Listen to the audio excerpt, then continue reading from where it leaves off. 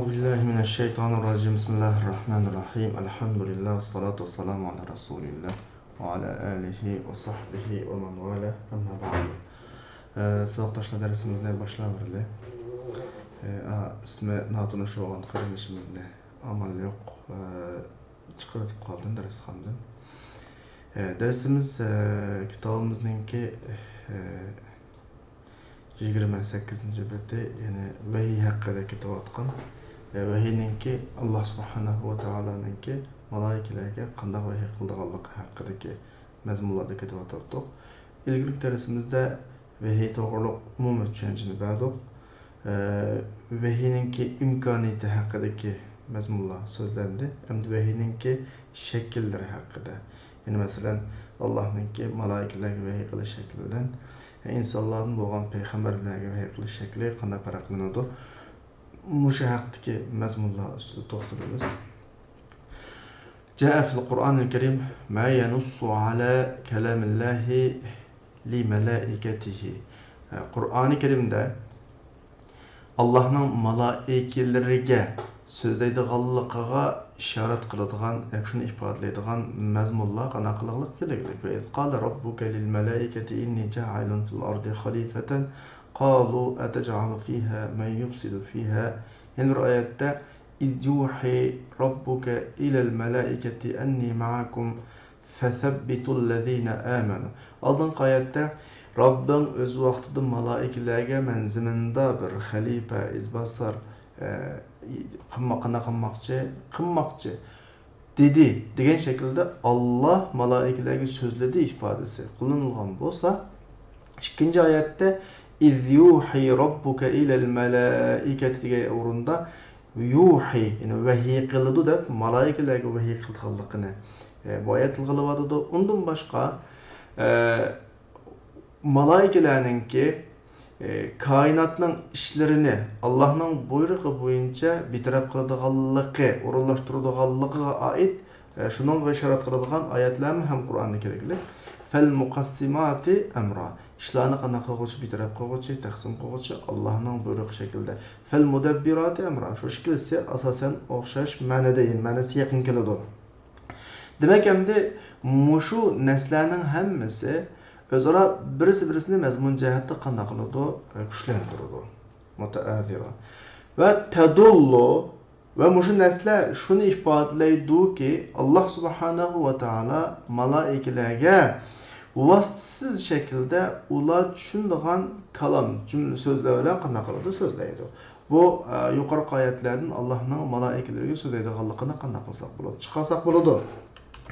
ويؤيد هذا ما جاء في الحديث عن النواس ابن السمعان رضي الله عنه. Yani muşuni hadiste kelgen Nawas ibn Sam'an radıyallahu anhu'dan kelgen bunu hadis qanday qiladi ifodalaydi, bunu hadis ifodalaydi. U olsunlar deydi ki Rasululloh shunday deydi: "İza aradallohu ayyuhi bil amri takallama bil vahiy." Agar Allah bir ishni vahiy qilishni iroda qilgan vaqtida vahiy bilan qanday qildi so'zlaydi. Ahazatis samawati minhu rajfa. Osmon undan bir titraydi deydi. Titrash oladi degan dedimi yoki raviydan shak? Ra'da demişek ravi. Mayli rajfa desin, ra'da desin, ikkilisinin ma'nosi o'xshashlar titrash degan ma'noda. Ya'ni qattiq bir titrash oladi demişki Allohdan qo'rqqanlik uchun. Fa iza sami'a zalika ahlus samawat. Aşını asman əhli anlayan vaqtda hammasi behush bo'lib Allohga sajda qilgan holda qanday qiladi, yiqiladi. Sa'iqu degani behush bo'lib va kharru yiqiladi lillahi sujadan. Fayakunu awwalu man yarfa'u ra'sahu. Beşini ko'taradigan tunji kishi kim bo'ladi? Jibril bo'ladi. Fayukallimuhullahu. Allah Jibrilga o'zining vahiysidan iroda qilganini so'zlaydi. Ondan keyin Jibril malaikelerning qashidan o'tadi. Kullama marra bi sama'in. Qachoniki bir osmonning qashidan o'tsa, shu osmonning malaikeleri Jibrildan so'raydi. Nima deydi? Maza qala robbuna ya Jibril. Ey Jibril, Robbimiz nim dedi deb. Jibril deydi-ki, qalal haq va huval aliyyul kabir. Haqni dedi, Allah nayet üstün, nayeti çok büyüktür. فَيَقُولُونَ كُلُّهُمْ مِثْلَ مَا قَالَ جِبْرِيلُ. Ularning hammasi Jibril degan gapning o'qishini qanday qiladi deydi. Shuning bilan fayantahi Jibril bil vahyi ila haythu amarahu Alloh azza va jalla. Jibril vahiyni elib Alloh uni buyurgan yerga kirib to'xtaydi. Hadisning mazmuni qiyomatdagi ahvolni tasvirlash bo'lsin, ammo bizning hadisning oldigan dalilimiz, dalil keltiradigan yerimiz nima desa, Alloh subhanahu va taoloninki kimlarga, malaikalarga so'zlaydiganligi, xususan Jibril alayhissalomga so'zlaydiganlik nuqtasini olamiz. Ya'ni, hadal hadis va hadal bu hadis bo'lsa, kayfiyatul vahy, Allohning vahininki shakli, Allohdan so'zlash, malaikalardan anglash va shu vahining ta'sirida qattiq qo'rqish ishkanligini qanday qilib bizga bayon qilib berdi.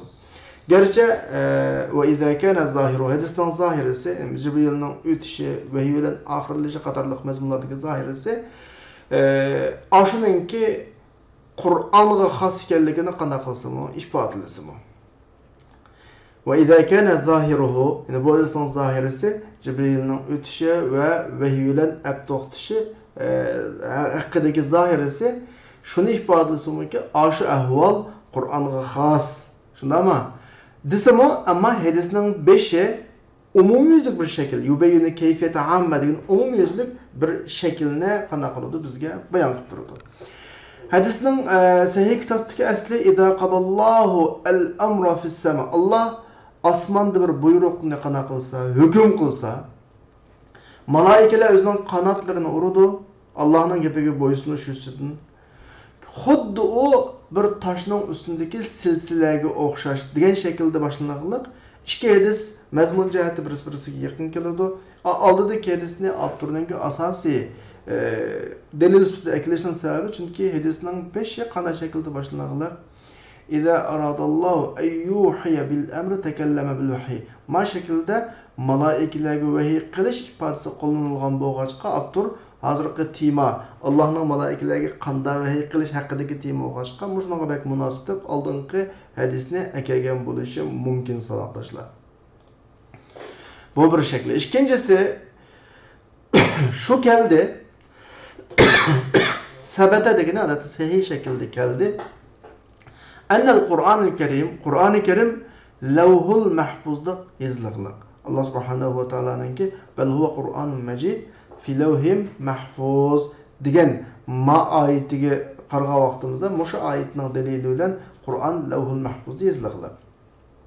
Ya'ni shunaqa shu isbotlanliqki Qur'oni Karimninki dunyo osmonidan Baytul Izziga biroqlam qanaqanligi tushganligi.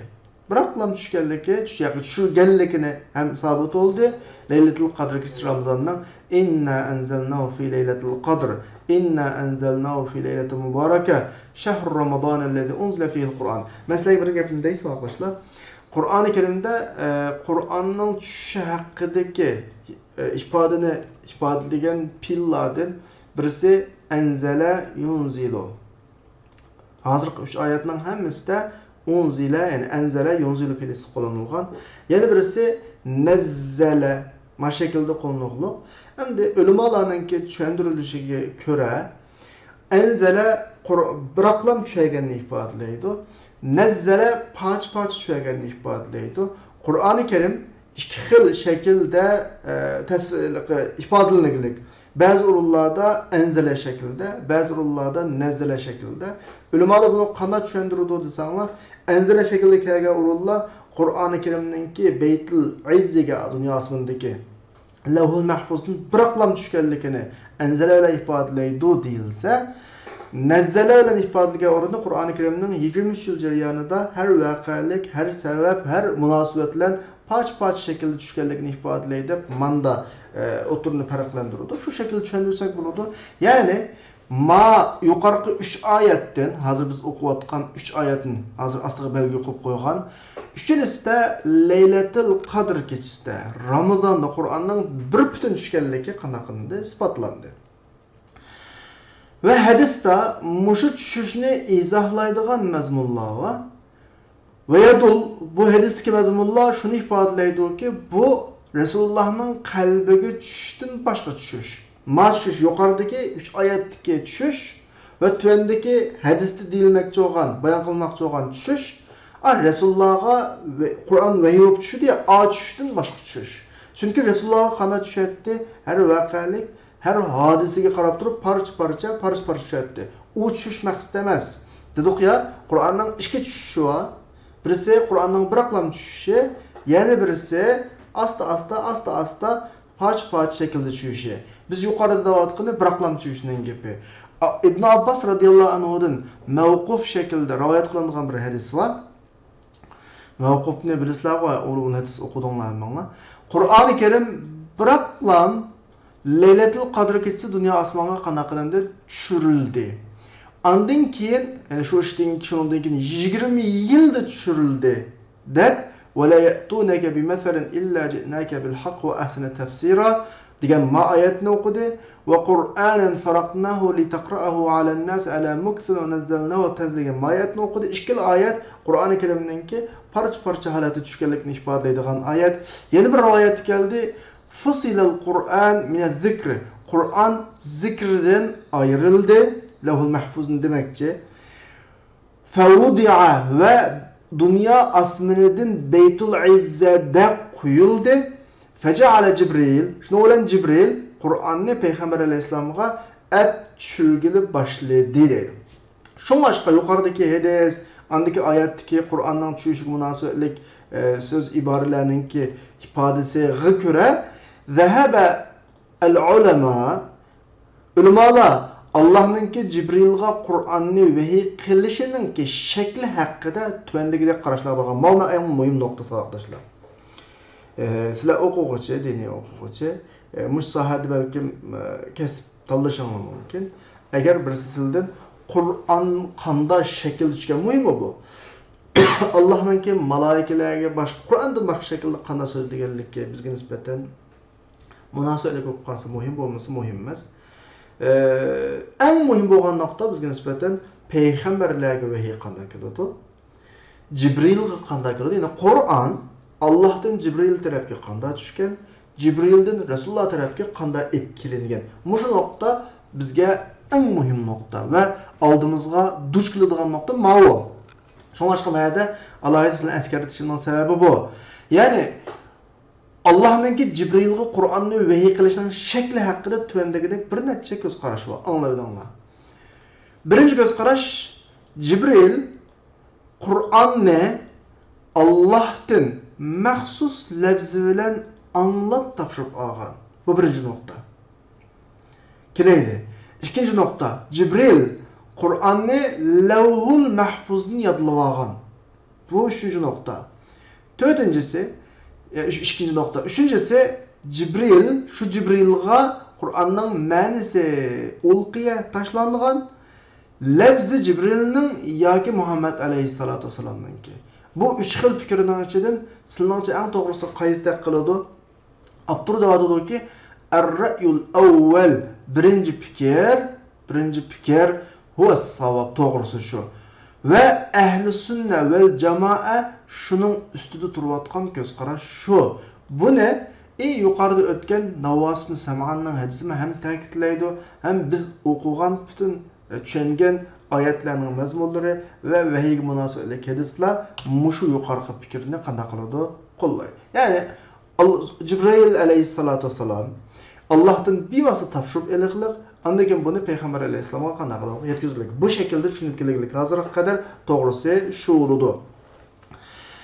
Endi Kur'an-ı Kerim'ninki Allah'a köp ayetlerde, fi ekser min ayet degeni köp ayetlerde Allah'a nispet verilip Allah'ın kalamı, Allah'ın ayeti degen bir şekilde ifadelenişleri var. Qarab bakaylı ve inneke letulaqqal Kur'an min ledun hakimin alim. Sen Kur'an-ı Kerim'ni kim tarafından tapşırıp alırsa hakim boğan, alim boğan zat tarafından. Yani Kur'an hakim zat tarafından keladi degan ayetni bizga yuqorqi birinci fikrining to'g'riligini ifodalaydi. Yeni bir ayette ve in ahadun minel müşrikin istajaraka fa'ajruhu. Eğer müşriklerden bir adam sizden eminlik talep kılsa, bunun eminlik bilen Allah'ın kalamını anlaganga kadar. Kur'an Allah'ın kalamı. Allah'ın kalamı degan vaqtimizda Allah'ın bunu sözlegenligi, Cibril'e degenlik ma'nosidan boshqa ma'noni olmaymiz. Yani bir ayette وَإِذَا تُتْلَى عَلَيْهِمْ آيَاتُنَا bizning oyatlarimiz ularga qana qilinsa, tilovat qilib berilsa deb bizning oyatlarimiz degan shaklda Alloh subhanahu va taolo oyatni bizning deb o'zgina so'zlayotdi. Demak, yuqorqi oyatlarningki hammasi bizga shuni ifodalaydi-ki, fal Qur'anul Karim, Qur'oni Karim Allohning kalomi, alfaz bilan Allohning kalomi qandaqdir? Cibrilning kalomi yoki Muhammad sallallohu alayhi vasallamning kalomi emas. Bu nokta kıllanlarda naiti iniq bo'lsin. Bu birinci fikirge qo'yilgan bizning alaqa mulaik Abdurrahman mulayisi biz bu şu şekilde düşünümüz. İkinci fikir neydi? Cibril Kur'an-ı Kerim'ni Levh-ul Mahfuz'un yadlavagan deydi. İkinci fikirden ki hiç itibarı yok. La i'tibar lahu. Çünkü Kur'an-ı Kerim'ninki Levh-ul Mahfuz'u sabit oluşu başqa g'ayiblarning sabit olganiga o'xshash ki Qur'oni Karimninki shularning qatoridan bo'lishini chiq. Bu Qur'oni Karimning Levh-ul Mahfuz dilligining o'zi Allohning so'zi mitqalligini ifoda. Chunki butun g'ayiblarni Levh-ul Mahfuzda butun g'ayiblarni Alloh mavjudga keladi. Mush nuqtada tushunsak bo'ladi. Shunga Qur'oni Karimning Levh-ul Mahfuzda deganlikdan tushunlikda Levh-ul Mahfuzni yodlab chiqqan degan gap kelmaydi. Endi üçüncü fikir nima edi? Qaytadan qarab baqayli. Cibrilga ma'no tashlangan. Alfaz Cibrilning yoki Muhammadning dedi ya sallallohu alayhi vasallam. Bu üçüncü fikir eng munosibligini hadis. Hadisga deyilsa bo'ladi. Chunki hadis Allohdan kelgan vahiy bo'lib, Cibrilga vahiy qilinadi. Ondan keyin Muhammad alayhisalomga vahiy qilinadi, lekin ma'nosi bilan. Rasulullah aşu ma'nodan o'z iboraları bilan, ifodaları bilan maqsadni ifodalaydi. Qur'oni Karimda Rasulullahning og'zidan chiqqan har gapninki Rasulullahning shaxsiy xohishi olmasdan vahiy ekanligini ifodalab, "Va ma yantiqu anil hawa in huwa illa vahyuha" degan ma shaklda ifodalaylik. Biz hadislarning hammasini Alloh tarafidan kelgan vahiy deb qaraymiz, ammo Rasulullahning og'zidan Resulullah'nınki söz mantiqi uslubu boyunca, Resulullah'nınki ifadalash shakli boyunca ortaga chiqadi. Şu başqa hadislarning ma'nosi Allohga oid, yani vahiy labzi Resulullah'ga oid deymiz. Labzi Resulullah'ga oid deymiz. Şu başqa hadislarni ma'nosi bilan rivoyat qilish to'g'ri. Ma'ni bunda bir hadis var. Bunun ma'nosi manda degan shaklda. Kim uchun desa, ma'nilar bima la yuhilul ma'ani degan gap, ma'nilarga to'g'ri kelmaydigan ishlarni bildigan, ma'nisini bildigan, zid kelmaydigan, hadisga munosib bir shaklda olalaydigan, manda ahvolni bildigan odamga nisbatan hadisni ma'nini rivoyat qilish to'g'ri, lekin Qur'onninkini anda rivoyat qilib bo'lmaydi. Qur'onda qanday shaklda yozilgan bo'lsa, zivarni zivar, zirni zir, shundaymi? Pashni pash, tom o'qiydigan tom o'qib, inchikdigan inchik o'qib, bizga qanday o'rgatilgan bo'lsa, shu shaklda o'qiymiz. Labzini va ma'nosini shu labziga mos shaklda kitoblarda, hadislarda tushuntirilgan bo'yicha izoh. Ammo hadisni labzini qo'yib qana qilgan ma'nosini rivoyat qilsa bo'ladi, ya'ni xato qilmaydigan odamga nisbatan. Üçüncü fikirde Kur'an-ı Kerim'de Cibril'nin sözü degan bir fikir oturup qo'yildi. Ma'no Allohdan, labzi Cibril'nin deb. Biz Kur'an-ı Kerim'de Cibril'nin kalomi degan odamga mundaq deb javob beriladi. Yani bu xato gap, qavlun fasid, bir qancha dalil tufaylidan. Birinchi dalil, musulmonlar shunga ijmo qilganki, nima? Musulmonlar hammasi bir ayetni tilovat qilsa, bu deydi ki Allah mundaq dedi deydi. Agar bu Cibrilning so'zi bo'ldi ashlab qolsa, Cibril mundaq dedi deydi. Bu birinchi dalil. İkinci dalil anna hadallazi mushu mushafniki Qur'onniki ikki muqovisining o'ttiridiki, mushu biz Qur'onda aytgan mushu Qur'on musulmonlarningki ijmo bilan Allohning kitobi. Musulmonlarning gapiga asosan agar ikinci fikrindeki kişilerin gapiga asosan Cibrilning kitobi. Hech kim Qur'onni nim demaydi, Cibrilning kitobi demaydi. Bu Allohda iniq olsun. Üçüncü dalil Allah subhanahu wa ta'ala qul Nezzelehu ruhul kudus min rabbike bil hak. Kur'an'da nait inik qilib, dani Muhammed Aleyhisselam bu Kur'an ne? Ruhul kudus, Cibril demekçi. Rabbinizden hak bilen çürdi dan. İnik ayette Kur'an'ni Cibril'in çöğellikini tilgalawatıdı. İmam Adam'ın gibi boyunca, ma 3. fikirdeki Adam'ın gibi boyunca Cibril onu Rabbidan çöğegen bolmaydı. Belki Kur'an'ni özünün içinden çıkargan gipinden çöğegen boladı. Şoňaşky onun gibi ma ayetke karşı bu noktadan hata. 4. delil bulanın gibinin hatalıqına. Allah subhanahu wa ta'ala şundaq deydi. Fe'ecirhu hatta yesma'a kalamallah. Bayat okuduk bu ayetini. Müşriklerden bir adam eminlik sorap qalsa, Allah'ın kalamını anlagan kadar bununla eminlik daran degan ayette Allah'ın kalami davatıdı. Yani bir ayette وَقَدْ كَانَ فَرِيقٌ مِّنْهُمْ يَسْمَعُونَ كَلَامَ اللّٰهِ Uladın bir bölükleri Allah'ın kalamını anlaydı. Allah'ın kalami davatıdı. Mana o ikinci fikir, üçüncü fikirdeki kişilerin gibi boyunca o ayet toğramasına doğru kılıdı. Toğramaya kapkalıdı.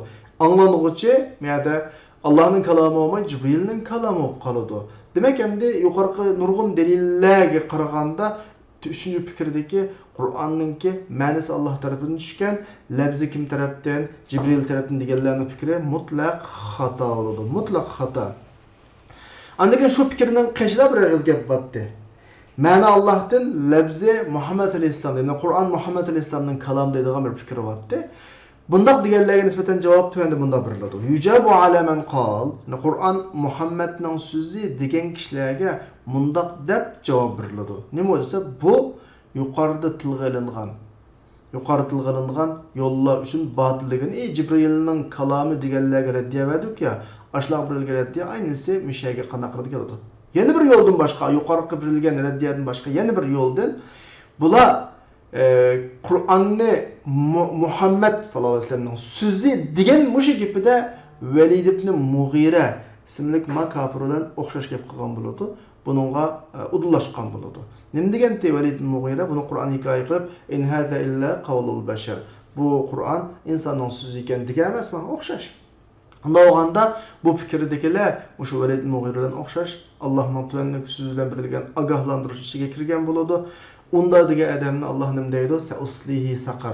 Men aşında Kur'an Muhammed insanın sözü eken degen adamni dözəx kirgizme deydi. Şu noktaga alohida diqqat qilish kerak. Yani bulağan birdigan reddiye, yuraddu aleyhim bulağı reddiye birildi cevapladın. Yani Allah müşriklerge bergen cevaplar bilen dep kelip em yequluna taqawwalahu.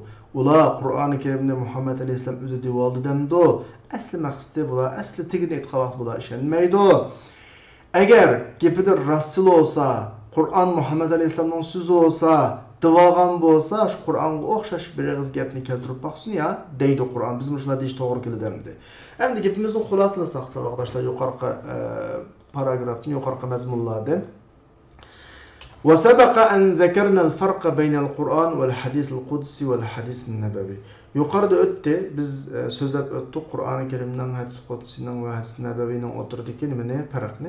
Hem Kur'an-ı Kerim'ninki başka tepilmaydıgan, hadis Kudsi'nin tepilmaydıgan, hadis Nebevi'nin tepilmaydıgan hususiyetlerden birisi Kur'an-ı Kerim muciz, yani mucize. İkincisi Kur'an-ı Kerim'ninki subudu kat'i, yani delillik kat'i, kesin demekçi. Üçüncüsü Kur'an-ı Kerim'ni tilavat qilish arqali ibadet qilib bo'ladi, ibadet hesaplanadi.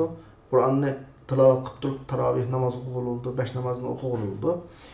Dördüncüsü Kur'an-ı Kerim'nin labz bilan o'qish vojib, anda o'zgartish qat'iy bo'lmaydi. O'sha labzi Qur'onninki hadis qudsi uning labzi tushgan degan fikrga bog'an taqdirdimi? Yani labzi Allohdan degan taqdirdimi?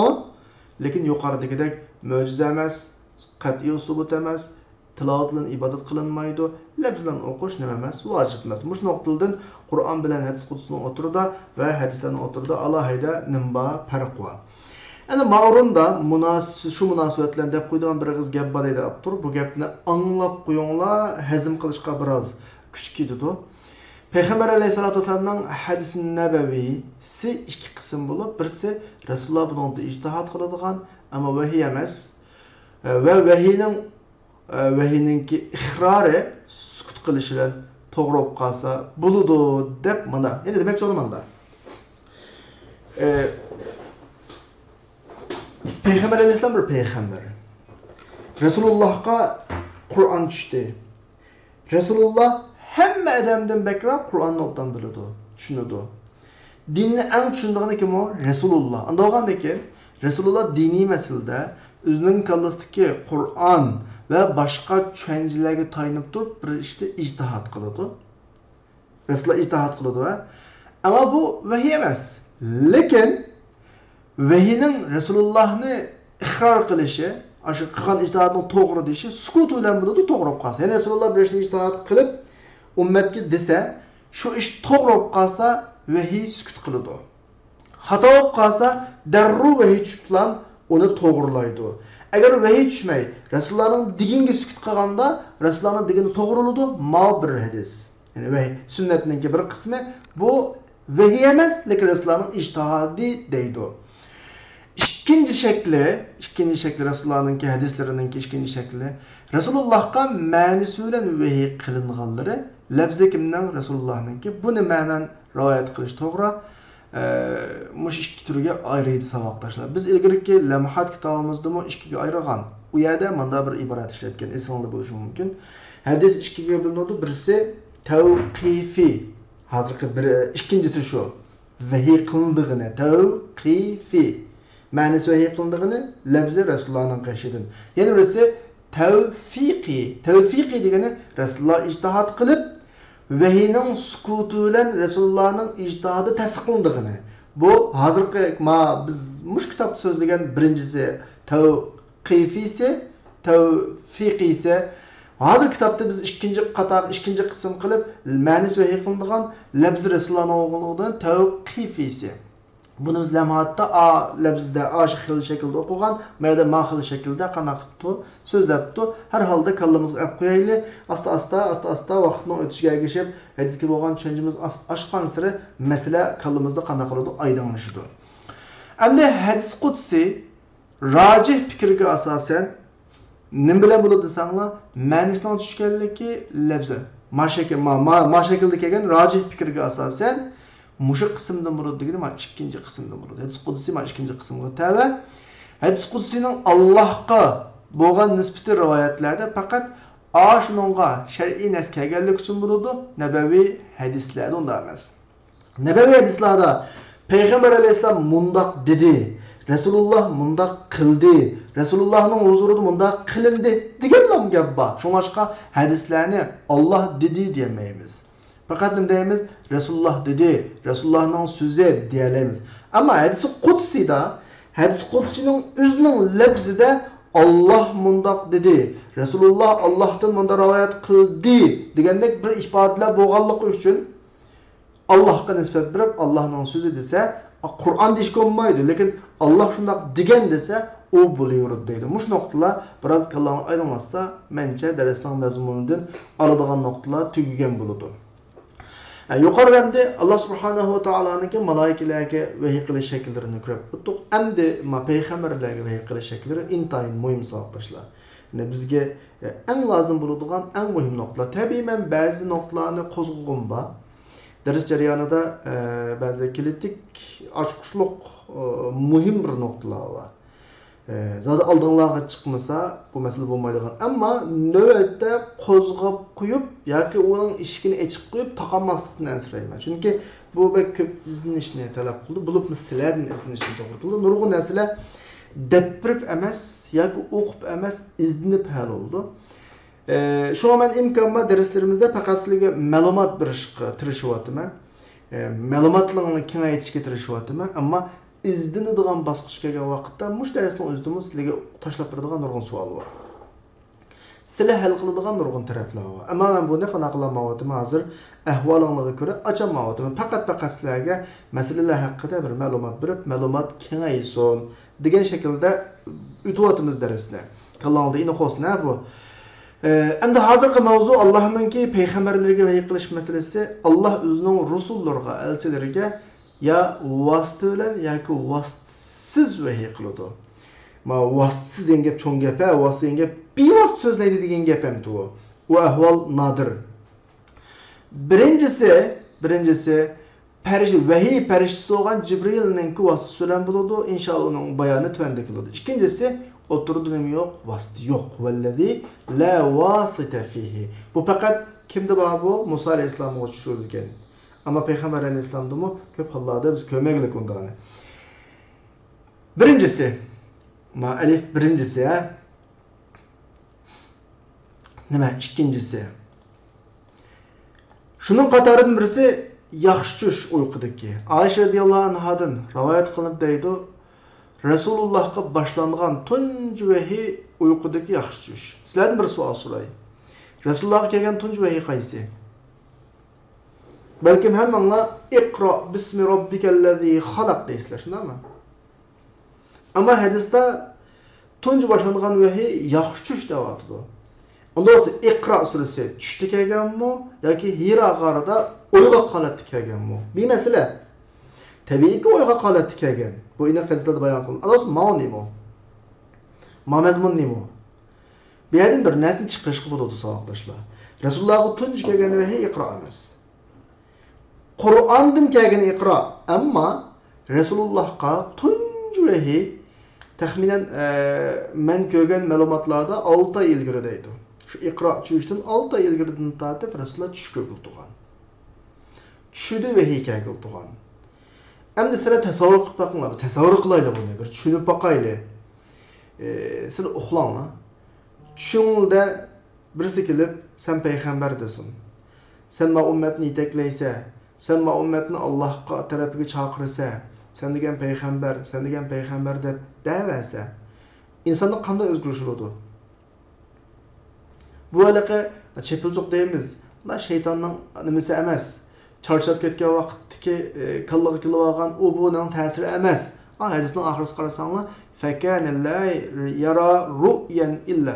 Rasululloh tush ko'rsa, bu tush qanday keldi desanglar, xuddi tong yurqi, tong otqish u qadar ro'shan. Qaranglar, mayda uchoq qanday aqimda bir charchab qolgan vaqtdagi kallaga kelgan har xil nima emas. Pek uchoq. O'ylanglar. Iqro degan vahiy tushishdan ilgari 6 ilgari Rasulullohga boshlangan. Endi sizlar tasavvur qilib boqinglar. Sizlarga ashta bir ish bo'lib qolsa, sizlar qanday holatga kelib qolasizlar? Masalan, birisi tushingizga kelib, har kuni kurslarda, bugunmi kurslar, ertami kurslar, o'gunmi kurslar, kunni kurslar. Sen payg'ambar, sen kishilarni yaxshilik yetaklaysan. Bu hammasi nima desa, Rasulullohga bo'lgan bir hozirlik. Xiyol paydo qilish, o'y paydo qilish. Bu yerda hadisning oxirida to'liq yo'q ekan. Balkim siz o'qib nurg'un hadislarni. Hadisning oxirisida Rasululloh yolg'izlik holatida bo'lib qoldi. Shuningga Hiro g'origa chiqib yolg'iz. Bu bekorga yolg'iz bo'lib qolmaydi odam. Adamlar jo'ylab qolsa, chiqib qoladi bir kun, yamonoq tush ko'rib qolsa-mi? 6 oy atrofida to'xtamay Rasululloh oshiqil shaklda tush kelgandan Rasululloh yolg'izlikni xalab qoladigan, qanday oldim ben, nim bo'ldim ben, chatoq chiqdimi mendan. Bir kun ko'rib qolsa tamam. 2 kun ko'rsin tamam. 3 kun ko'rsam ham 3 kun orqadan tush ko'rdim deyli. Ammo Xudoning yurgan kunisi 6 oy atrofida to'xtamay anda tush ko'rsa, bir insonga nisbatan qanday bo'ladi? Bir xil insonni biroz ta'sir qiladi yani. Rasululloh shuning ta'sirida yolg'izlikni xohlaydi bo'lib qolgan. Men ko'rgan ma'lumotlarda shu 6 oy ilgari boshlangan. Va kana zalika ashu Rasululloh ne, shundami? Uyg'oq holatda vahiy tushish uchun qanaydi hozirlash edi. Yani tush vahiy. Ammo Qur'ondan hech narsa ma turdagi vahiyning qatorida emas. Ya'ni tushda Qur'on tushmagan. Qur'onning hammasi qanday holatda uyg'oq holatda tushgan, tushda Qur'on tushmagan. Chunki Qur'onning hammasi yaqda uyg'oq holatda tushgan. Lekin bu Surah Kavsarninki uxlagan holatda tushganligini iddio qilgan ba'zilarga qarshi keladi. Bularning bu iddaosi shu haqda kelgan bir hadis uchun. Sahih Muslimda kelgan bir hadis var. Enes radhiyallohu anhudan bir vaqtda Rasululloh bir kunisi aramizda masjidda edi. tuyuqsiz biroz qana qilindi unda mügdek vosita ufe igfa degan gap biroz Rasulullohning mügdekdek bir ahvol bosdi. Andiki Rasululloh beshini tabassum qilgan holda ko'tardi dediki, dedimki, ya Rasululloh sizni nima kuldadi desam dedi. Nazarat alayya anifan bayan bana sura ma bir sura tushdi deb Bismillahirrahmanirrahim inna a'taynakal kawthar fasqal li robbika wanhar inna shani'aka huval abtar degan oyatni Rasululloh o'qigan deydi. Ama lekin ma oyatdan uxlagan degan hukm net uchuq oshkora qanday qilmaydi, tushmaydi. Faqat oyatda, hadisda iz ughfiya igfa'at qamri gappa. Musha ughfi igfa'ni uxlash degan ma'noni elib oladi ba'zilar. Balkim igfa maholatda faqat vahiy kelgan vaqtda bo'ladigan bir holat bo'lishi mumkin. Vahiy kelgan vaqtda Rasululloh bir o'zgarish bo'ldi, shu o'zgarish. Bunda bir ko'zni yumgandek bir xil mugdek bosqandek bir holat, uni uxlagan deblam elish toza muvofiq emas. Shunga bu odamning davosimi toza uyg'un emas. Tamam. O'zimizning gapiga kelaylik. Biz nəditdik hozir payg'ambarlarga tushadigan vahiyninki turlari. Biz avval vahiyni ikkiga bo'lib olgan. Birisi vositasiz keladigan vahiy, yana birisi vositaliq keladigan vahiy. Vositasiz keladigan vahiyning birisi tush. Vositasiz vahiyning birisi tush. Yuqorida Rasulullohga iqro degan vahiy boshlanishdan 6 oy ilgarilar tushlar boshlanganligini tilg'ab o'tdik. Undan boshqa tushninki, salih tushninki payg'ambarlarninki uyqudagi oldidagi agishish vojib bo'ladigan vahiy ekanligiga dalolat qilgan mazmunlardan birisi İbrahim Aleyhisselam'dan qissasida kelgan bir mazmun bor, bir tush haqidagi, ya'ni İbrahim Aleyhisselam'ning o'g'li İsmail Aleyhisselamni bo'g'izlash tushi bor. Basharnahu bi g'ulamin halim. Biz İbrahimga bir yaxshi halim boladan birini bishorat berdik. Falamma balagha ma'ahu sa'ya. Bu İsmail Aleyhisselam İbrahim Aleyhisselam bilan bir ma'g'ulak holatga yetgan vaqtda dediki, "Ey o'g'lim, men tushimda seni bo'g'izlab tushib meni ma vahiyning ifodasi. Fanzur mazatara qanda qaraysa dedi. Ya abati if'al ma tu'mar." Qur'on ma ifodasiga avval uni tush dedi, ondan keyin buyurilganini qil dedi ya. Demak, payg'ambarlarga nisbatan tush nima hisoblanadi? Vahiy hisoblanadi. Oyatning oxirigacha o'zing o'qib olsanglar bo'ladi. وَلَوْ لَمْ تَكُنْ هَذِهِ الرُّؤْيَا. Agar bu tush agishish vojib bo'ladigan vahiy bo'lmasa, İbrahim Aleyhisselam o'g'lini bo'g'izlashga hargiz kelmaydi. Agar Alloh İbrahim Aleyhisselamga bir pedini bermagan bo'lsa, bo'g'izni tutib tashadi, shu bo'g'izlaydigan bir ahvolga ani vahiy deb qaramasa, hargiz qanday qilmaydi, kelmaydi. Shunga bir narsa ittifoq payg'ambarlarninki salih tushi nima hisoblanadi, vahiy hisoblanadi, bu Allohda aniq olsun. Ondan keyin salih tush payg'ambarga xos emas, balki mu'minlarga muqaqqaliqliq bugungi kunda, garchi vahiy bo'lmasa, payg'ambar deydi, vahiy uzildi. Bishoratli qolib qoldi. O'smi mu'minning nimasi tushi. Shunisi bizda inshaalloh yaxshi tush ko'rsak, Allohdan kelgan bir bishoratlar oladi. Odatda hayotda nurg'un buning ta'sirini ko'ramiz. Oldimizda yuz beradigan nurg'un ishlar tush orqali ifodalanib qoladi insonga ba'zi. Buni hamma balki uning hayotida jiq keraklik. Mushuning o'zi nisbatan mu'minga ajoyib bir nima, ajoyib bir mo'jizamdi ya'ni. İnson oldida yuz beradigan ish insonga tush orqali ba'zi bildiriladi. Xushallik, xafalik degandek ba'zi nuqtalar. Endi yaxshi tush payg'ambarlar uchun uyqudagi yaxshi tush ilahiy yuqorida oyat tilg'ilingan ilahiy so'zlash qismlarining birinchi qismi. Yani birinchi qismi degan gap nimasiz, pardisiz, vositasiz vahiylarning birisi. Va ma kana li basharin ay yukallimuhulloh. Ma vahiyning shaklini ma oyat bizga bayon qilib, Alloh insonga faqat tuvandek yo'llar orqali so'zlaydi. Qaranglar, vahiyning shakllari. Birinchisi vahiy qilib so'zlaydi. İkincisi ma'lum perdeninki orqasidan so'zlaydi yoki bir elchini avatidi, o'zining izni bilan xohlaganini vahiy qiladi. Necha xil shakli bor ekan? 3 xil shakli bor bu yerda savoqdoshlar. Birisi men hozir har birisini ostidan chiqib qolib beray. Vahyan bu bir xil shakli, yana birisi min wara'i hijab, yana birisi yursila rasulan. 3 xil vahiy shakli bor. Endi yo'q payg'ambarlarning yaxshi tushi birinchisi vahyanning qatoriga kiradi, bu bir. Ondan keyin B. Ya'ni bevosita qilinadigan vahiylarning birisi ilohiy kalom. Ma'lum perdening keyindan qilinadigan ilohiy kalom vositasiz o'yg'oq holatda. Bu payg'ambar alayhissalomga bunday shaklda bo'lib boqmagan. Bu faqat Musa alayhissalomga sabit. Oyatda deydi: "Valamma jaa Musa limiqatina va kallamahu robbuhu qala robbi arini anzur ilayk va kallamallohu Musa taklima." Ya'ni ikki nimada oyatda Musa alayhissalomga Allohning bevosita so'zlaganligi tilga olinadi. Bir nuqta alohida eskartib qo'yay. Vahiyning shakli faqat ma'runda mush oyatlarda bayon qilinadi. Vahiyning shakli 3 xil shakli ha. Mana vahiyning faqat 3 xil shakli bor. Buning ichida birisi vahyan, yana birisi min vara'i hijab. Bu ikkisi vositasiz, mana bevosita vahiyning qatorida ikkisi. Vahyan degani bayatında tush. Min vara'i hijab degani shu Musa alayhissalomga Allohning qana qilishi, so'zlishi. Endi faqat birisi qoldi.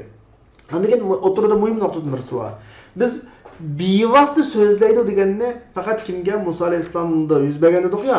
Payg'ambar alayhissalomga hadislarning ma'lumoti bo'yicha Isro, Mi'raj kechisi bizning rasulimizga sahih ko'z qarash bo'yicha so'zlash sabit bo'lganligini, sahih ko'z qarash degani so'zlamagan degan ko'z qarashlarimiz bor. Ammo Alloh Rasululloh bevosita so'zlagan degan ko'z qarashlarimiz bor. Biz mushu doirada, mushunchalik darajada to'xtaymiz, uning o'tiripiga o'tmaymiz. Ammo Qur'onda aniq qilib Musa alayhissalom so'zlaganligi va shu atrofda yaqin shaklda, keskin shaklda Alloh Musa alayhissalomga keskin qanday qilgan so'zlagan deyalaymiz. Endi ma yuqoridagilarning hammasi vositasiz, bevosita vahiyning qatoridan yuqorida ikki yeni so'zliq, birisi vahiy, oyatdagi illa vahyan, yana birisi min vara'i hijab. Ma ikkisi bevosita vahiyning qatoridan. Ya'ni hada nav, mana mavu oyatdagi min vara'i hijab deb tilg'ilingan qism shu. Qur'onda buningdanmi hech nima yo'q degani, Qur'onning ichida Alloh payg'ambarga bevosita so'zlab tushirgan bema oyat yo'q. Ya'ni bizga eng muhim bo'lgani qaysi ekan? Yo'q, bu emas. Tush orqaliqma illa vahyandagi vahyan. Qur'ondan hech qanday bir oyat bu orqali tushmaganlik. O min vara'i hijab, ya'ni bevosita perdaning keyindan so'zlaydigan ishdan Qur'onda hech qanday oyat bu shaklda tushmaganlik. Endi oldimizda faqat bir lam yo'l qoldi. Aw yursila rasulan. Ya'ni Jibrilni avatish orqali vahiy qilish qoldi. Dal Qur'on mush shaklda qana qilgan tushgan kallamizda bu aniq bo'lsin. Agar sizdan birisi vahiyning shakllarini deb baq desa, mush oyatlarni siz o'qiysizlar. Mush oyatlar 3 xil shakli bor. Buning 2 xil shakli bevosita vahiylarning qatoridan Qur'oni Karimda hech qanday oyat bundan tushmagan. Oxirisidagi Yursilar rasulan vositalik vahiyning qatoridan dal Qur'on mush xil shaklda qana qilgan, nozil bo'lgan. Qanday bo'lsa, o'qib baqayli mush xil shaklni. Mujiq emasmi? Shu beqicha o'qib saboqdoshlar. Endi farishtaninki Rasulullohga olib keladigan vahiy shakli. Farishtaning degani o'tirdi vosita o'qiya. Vosita kim o? Farishta Jibril. Ya'ni Allohning o'zining payg'ambarlariga bo'ladigan vahiysi ya vositasiz bo'ladi, bu yuqorida so'zligimiz shu va huwa ma zakarnahu anifan. Masalan, shuning qatoridan uyqudagi yaxshi tushmi bo'ldi, andan perdaning oqisidan o'yg'oq holatda ilohiy kalom bo'lgan bo'ldi. Buni biz yuqorida qanaq bo'lib so'zlab bo'ldik. Yana birisi yoki vahiy farishtasining vositasi bilan bo'ladi. Mantiq so'zlamadik. Oyatdagi aw yursila rasulan deganimiz shu. U o'simi dal mushu temada bizga muhim bo'lgan. Ya'ni nima degani bizga muhim bo'lgani shu. Chunki Qur'oni Karim shu orqali tushdi. Ya'ni alohida bir narsa eskartib qo'y. Qur'on vahiyning qaysi shakldan tushgan deb qolsa, vositalik vahiy shakldan tushgan. Jibrilning vositasi bilan tushgan mush gap yetarli. Endi vahiy farishtasininki Rasulullohga kelish shakli, ya'ni farishtaninki Rasulullohga vahiy qilish shakli ikki holatning biridan xoli emas. Ya'ni farishta ikki xil keladi. Birinchi xil holati bu holat Rasulullohga eng qattiq holati shu. Qo'ng'iroqning ovoziga o'xshash kelish. Jaldur masalan. Bu nima uchun qo'ng'iroq desa, ulamolar ba'zi tushuntirib, ashi kildiganligini yiroqdan o'qib, darhol Rasululloh o'zini o'ngshab, yelinayotgan bo'lsa, ondan qo'pab bir xil tayyorlik holatiga kelsin shunda o'tadi. Ya'ni bu yerdagi kuchli ovoz va savtul qavi diqqat qilish omillarini qo'zg'aydi. Şunu bilen nefs yani kişi onunla bütün gücüyle onun təsirini kabul qilish üçün hazırlandı. Tuhayya hazırlandı. Andakin فإذا نزل الوحي بهذه الصورة مش وحي مش suretlerine Resulullah'a düşse نزل عليه vahiy Resulullah'a düşüdü. Halbuki Resulullah bütün idrak kuvvetini qana qilgan, toplagan. Çünkü jaldur, taraq avazdakilar bilan başlangandan keyin darhol diqqatini yig'ib, bütün hissiyatı bilan vahiyni qabul qilishga hazırlanadigan gap. Vahiyni qabul qilish, vahiyni yodlash, vahiyni qana qilish uchun tushunish uchun hazırlanadigan gap. Ba'zida bu ovoz hadisda ishorat qilingan malaikalarning qanotlarininki qiqilgan ovozi bo'lishi mumkin. Masalan, ibodat biratisi o'qidik, shu hadis shu. Alloh osmonda bir buyruqni hukm qilsin, vahiy tushadi demakchi.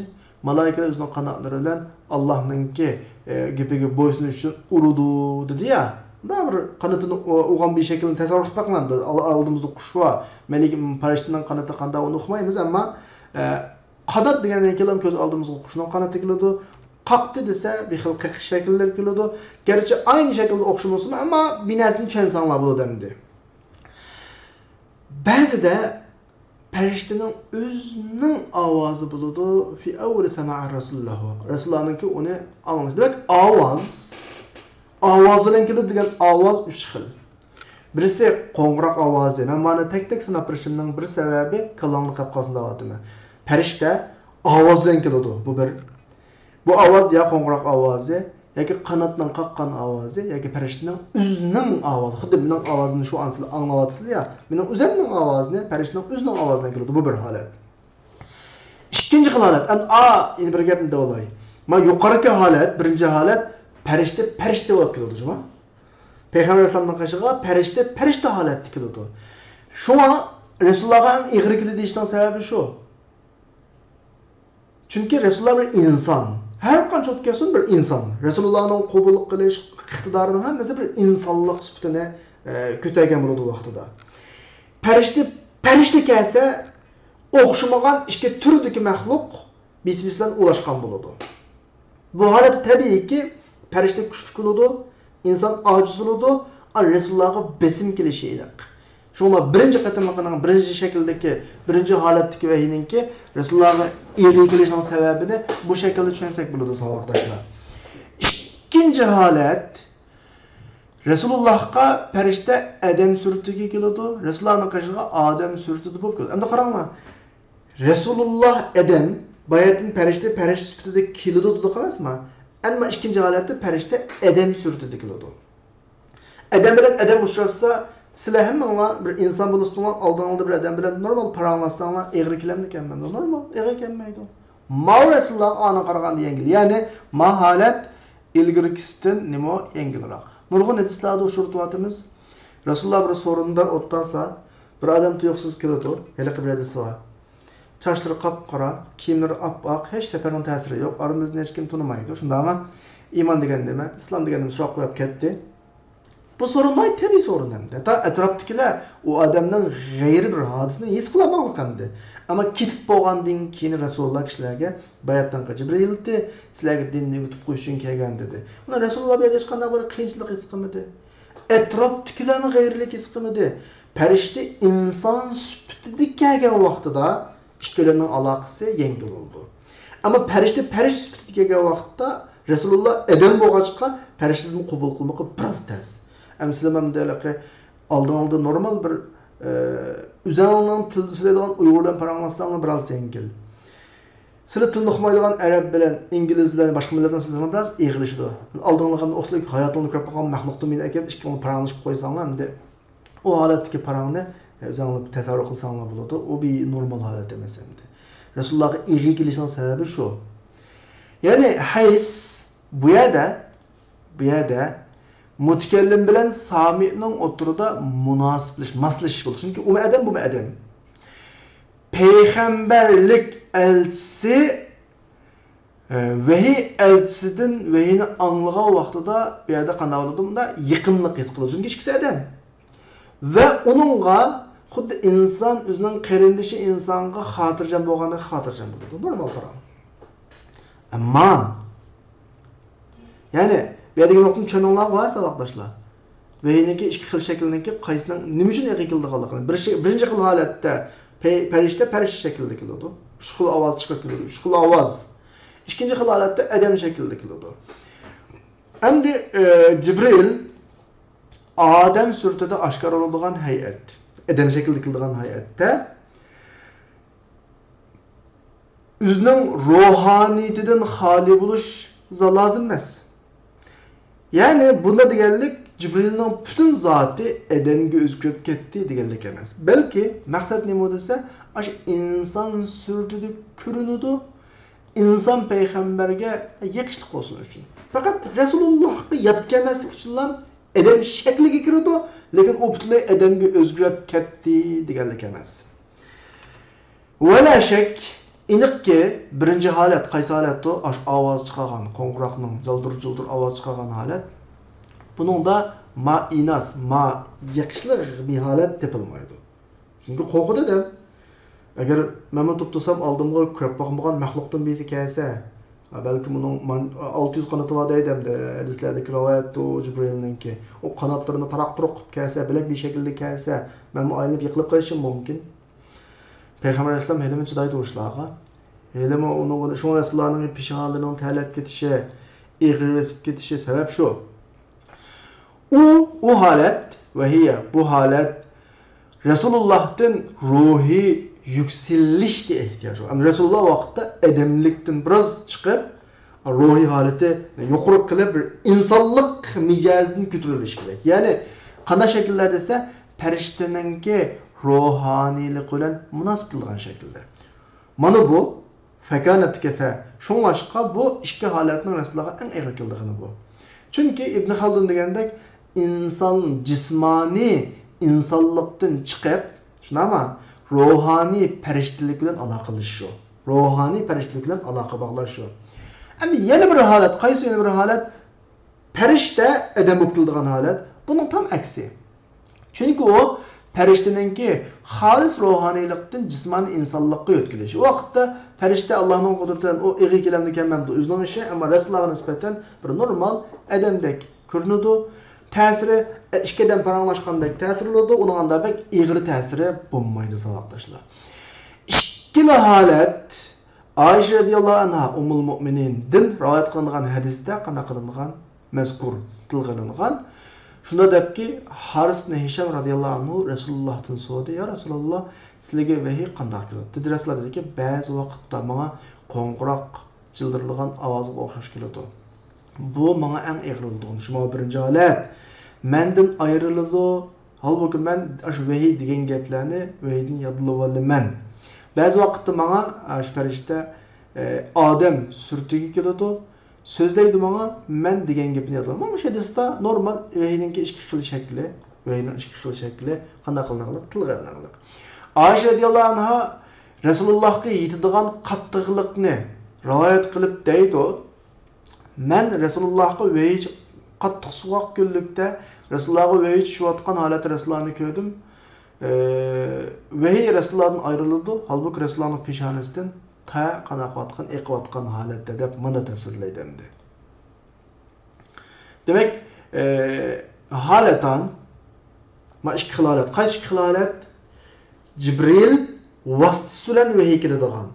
Jibril ya farishta holatida ya insan surtida keladigan ma ikki holat oyatdagi va ma kana li basharin ay yukallimuhullohu illa vahyan birinchi, aw min wara'i hijab ikkinchi, aw yursil rasulan diki oyatda ishorat qilingan ilohiy so'zlashning qismlaridan 3-qism.